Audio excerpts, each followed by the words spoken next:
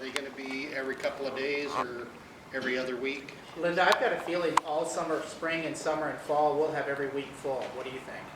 Well, you know, one of the few venues that is available, the Lynn County Fairgrounds, they're booked a year and a half in advance with events, and there's one down in Eugene that is kind of the same, and those are very, very limited.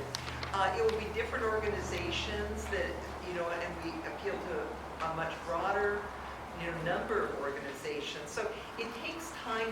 Often these events you have to book years in advance where your venue is and have your dates and things like that. So it will take time to get it up and rolling, you know, and then to fill the schedule. So it's something that will be, you know, evolving over time. You know, it may not be every weekend, but the advantage is that we can do it year-round, whereas many places, for example, the Hunter Creek is just limited to fair weather shows. And oftentimes there's a circuit that the polo people do, the hunter jumper people do, and we'll be working in with other facilities to create a circuit to kind of stagger where different horse types go for different activities. For example, a lot of people from Southern California come up to the Northwest when it's our nice weather, and they'll do a circuit of hunter jumper shows that ranges from Bend to Hood River to Hunter Creek and then on up into Canada. Same thing with the polo people. They kind of do a summer circuit in the Northwest. So we'll be accommodating them as well as others. And given the fact that we have indoor arenas and much more facilities, we'll be able to attract people that aren't currently coming. So, you know, as people learn about this, plus we have the ability to appeal to national organizations. You know, right now, for example, all the quarter horse people go down to Fort Worth for their big shows. And, you know, certain different organizations, because they've had to get the facilities. You know, it's going to be a process of getting them booked into our facility and working with them. So, Well, to help you out with the answer, I'm asking in the way of the community here in Willamina has the 4th of July. And other than that, the rest of the year is dry as far as people coming into town. And, you know, I'm probably missing a few, but I mean, it's kind of like that. And in Sheridan, there's still Sheridan days, and if anybody has anything else they can mention, but it's not very many events or times. Right? But what I'm trying to get an idea for everybody is in the community is how often are we going to have people coming into town? Like these events that you have, is it going to have people coming in all during that week before the event? I would totally mirror everything that Linda says.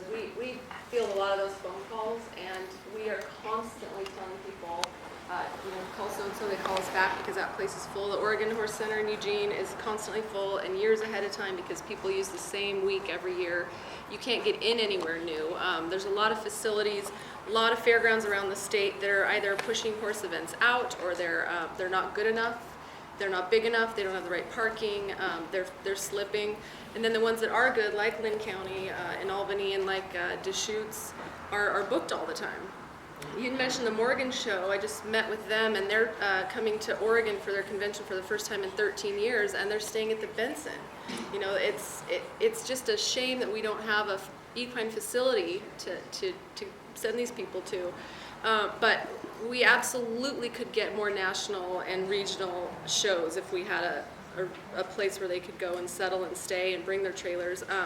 You know, we out in Hunter Creek for the big hunter jumper shows, there's people that come for more than one show in a row, and they practically live in Wilsonville for 2 weeks, and it's huge for our restaurants. You know, 3 meals a day, horse tires, food, you know, hay, veterinary bills. It just builds and builds and builds on the economic impact, and I can't imagine that this community wouldn't vastly benefit.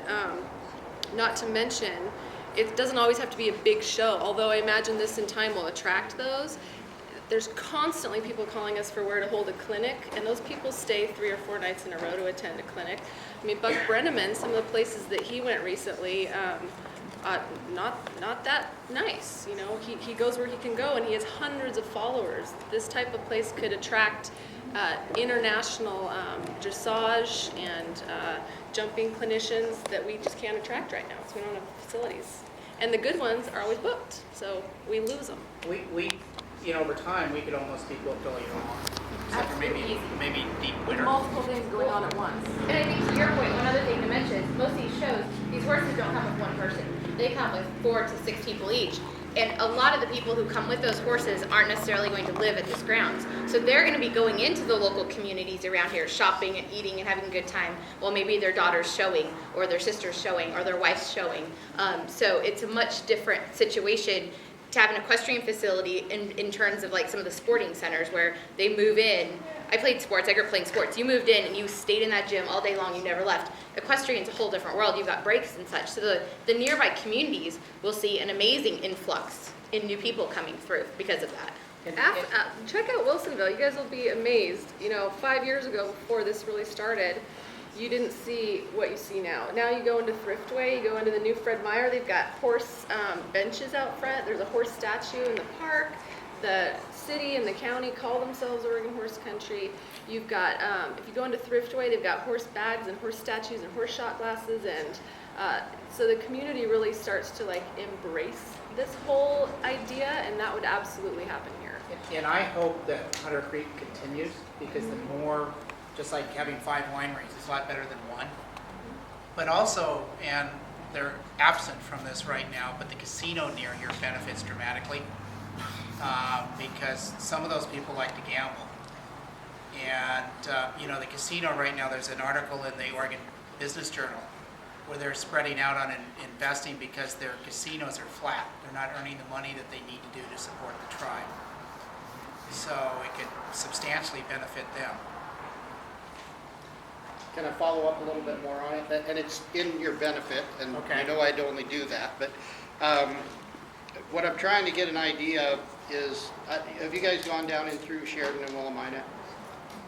Very much, or anything kind of, how many restaurants or that types of things do you think would end up be able to open and stay running all the time? We don't want something to, say 3 of them open and then it ends up 1 stays going. Can I answer that? How many?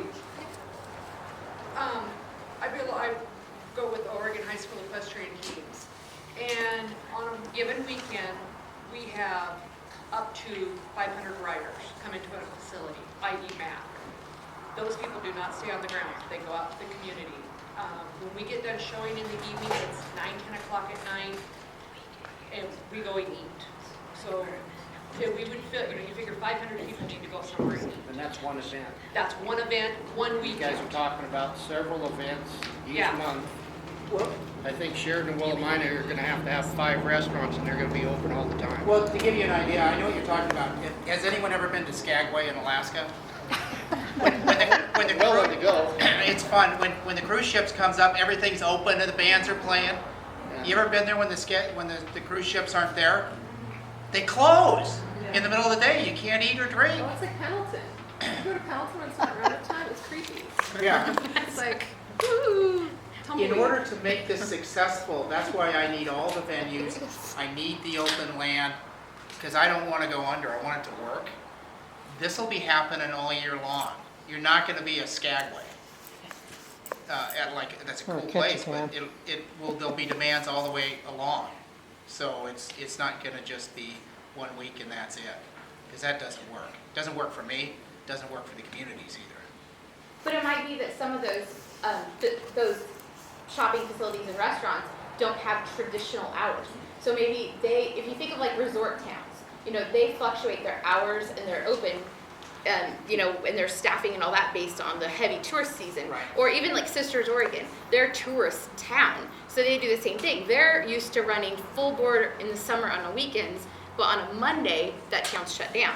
So I would think that maybe some of the restaurants and stuff, that's what they'll see is a lot of these shows are gonna be multi-day, but also a lot of the shows are Wednesday through Sundays or Wednesday through Saturdays. So they may focus more on a different time period than the traditional Monday through Friday, 8 to 5. So they might have to get used to being shut on Mondays and Tuesdays and being Wednesday through Sunday. But the impact is just a different That time. happens in Carlton with the wineries. Try to eat in Carlton on Monday. You're up a creek. Yeah. You talked about national shows and stuff coming in. What about like community shows, like Oregon High School Equestrian Teams? You're looking at 500 people coming in. I do want to support the high, Cost-wise. I want to develop the high schools, I want to support the high schools. You know, I'm hoping my younger son is, Quinn, you're going into high school now? Yeah. He don't, sure. And both my sons ride with me. And I'm hoping to, for example, do a high school polo team. And so I do want to allow, you know, we've got to work it in all the other stuff, but yes, I do want to support the high school teams. So you're like, the prices won't be so outrageous, because that's what we're There'll be a finding right sliding now scale, is- let's put it this way, a sliding scale, Okay. a different way to do that. I understand they're at a different level than the shows, I get that. Well, and, yeah, because it's like, I mean, I know, Variable pricing. the North Valley District got kicked out of Eugene area because a bigger show came in, and it's like, you know, so they had to cram it down hill, so it's like, trying to find 500 riders versus is kind of difficult. Well, the only problem we're going to have with that, I don't envision us having, Linda, I don't envision having us owning 500 horses. Having what? I know the high school people, lots of times they ride other people's horses. We're not going to have 500 horses here. No, not that they ride them. No, Okay. we bring our own horses. Oh, you bring your own in. horses, Yes. okay. Yeah. Okay, You good. know what, like my daughter rides. Robbie, you got more I think you horses? gotta train the horse to be a No, polo they bring fighter. their Okay. horses. They still bring their own horses, Okay. so. Yeah, I do want to It's not like accommodate that college. because, you know, the polo fields in Wilsonville, well, his business went under and he went bank and the property got foreclosed on. But I called him up, nice guy, it's his property. I said, I'd like to play. He didn't want me to play. He wanted me to advertise, but he didn't want me to play. I want people to come here and play. And it's not that expensive to do. I want someone to play with.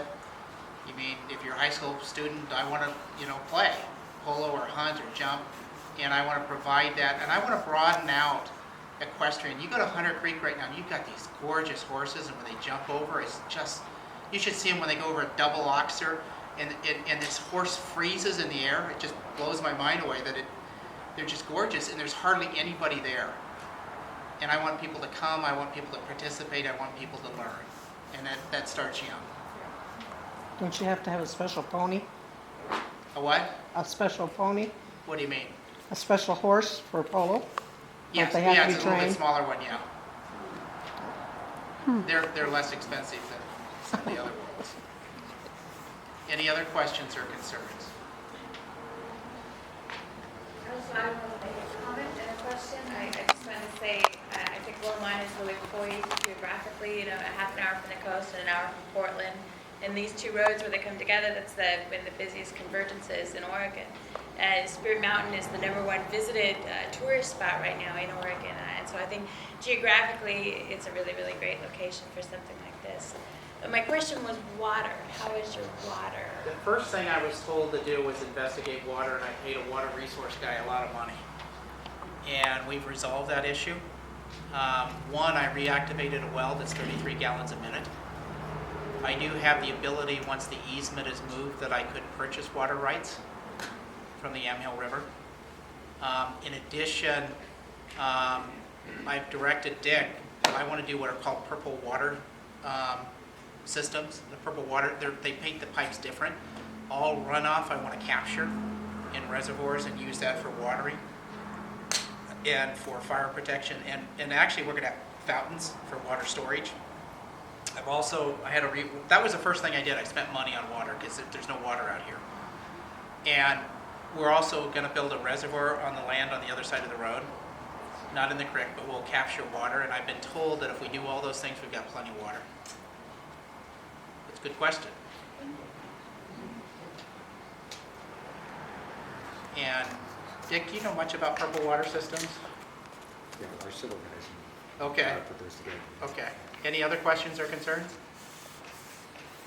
Did he bring the bus? No. So- No, he couldn't, whatever her name is. She had not gone back to Mr. Whitman, so. Okay. Willamina might have provided us a school bus. You guys how many people want to actually not walk or go out and see the easement areas that we're talking to transfer? Does anyone want to do that? left, so I've got to go to work. What? I've got to go to work right now. Does any, I mean, we're more than willing to do that. We won't necessarily walk it. I can drive across part of it. Or we can go down and see it. If you want to see it, let us know, and we can do that. So I guess a show of hands that want to do that. So we have like 2 or 3 people that want to do that. Okay, is that fine with everybody else? Okay, should we mingle for a while if you want to ask questions one-on-one? Can I ask one question? No. I just wondered if there's anybody here from Paradale area, not Sheridan, but, What do you want to know about Sheridan? well, their school and the community from Paradale are into horses more than the other Yes. areas. Yes. And that's a good target area for getting interest. Okay. But I didn't see, I wanted to find out if there's anybody here before I left it. Okay, My now daughter another died stuff. from Sheridan OSET, so yeah, she should be a Willamina OSET team, but we don't have one. So like the thing is, Willamina, there's a lot of students that would do an OSET team, but we don't have the facility or the money to actually have one. I've actually tried to talk to it and actually get it arranged, but it's gone nowhere because there's no money to facilitate. So, The school doesn't support OSET teams. No school supports OSET. Well, that's one of the things that Wallace Bridge can do. One of those things for a fundraiser, Yeah, we can do fundraisers for that. that's what I was telling my daughter and stuff about. And if you can, write letters of support, talk to Jennifer from my office, look at the website. We'd really appreciate that, and we'll try to work on the website to keep you informed. So if you want to let us know your name and email address or anything of that nature, there's a place to sign on that. Well, thank you for coming on such a hot day.